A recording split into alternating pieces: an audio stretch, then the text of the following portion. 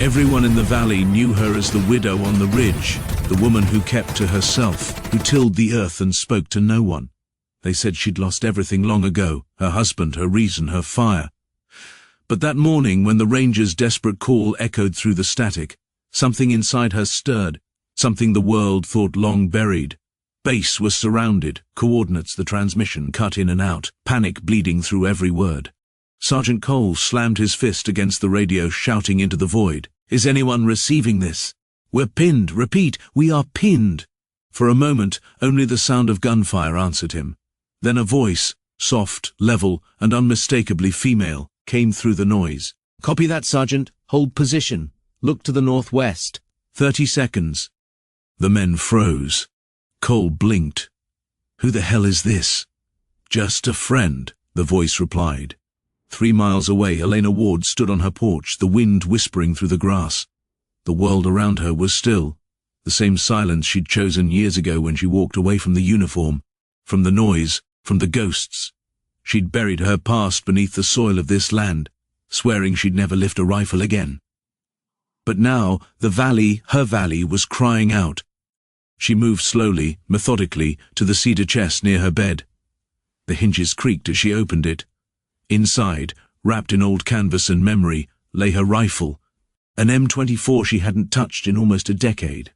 The metal still bore the faint engraving, "One shot, one soul saved."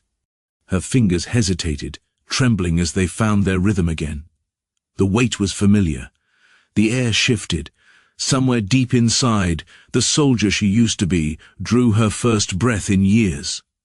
Down in the dry basin below, chaos reigned. The Rangers huddled behind an overturned truck, ammo running low, sun bleeding heat into their helmets.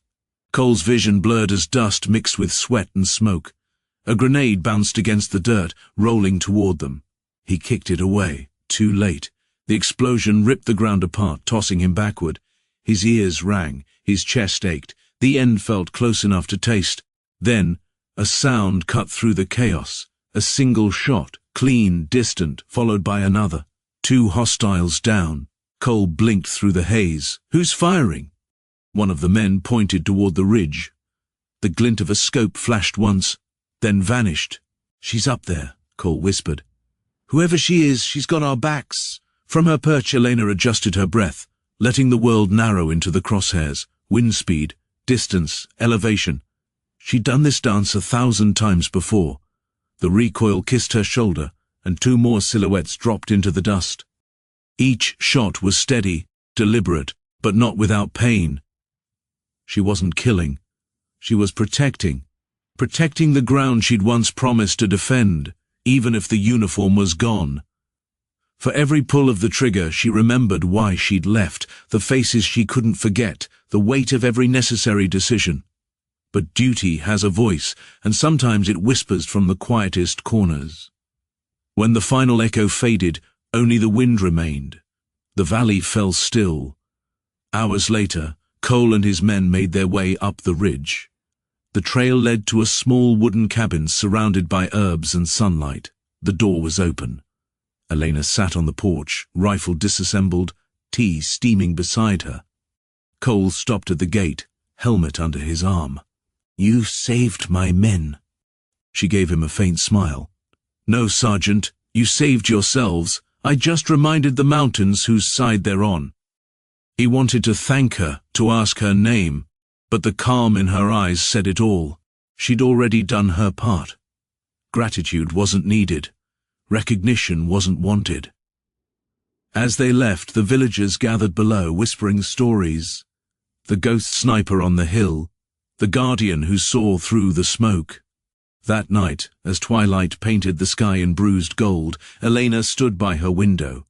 Her hands, once unsteady, were calm again. She whispered into the quiet, "Still steady," because bravery isn't about noise or medals, it's about what you do when no one's watching, when the world believes you're finished but your heart still knows the call.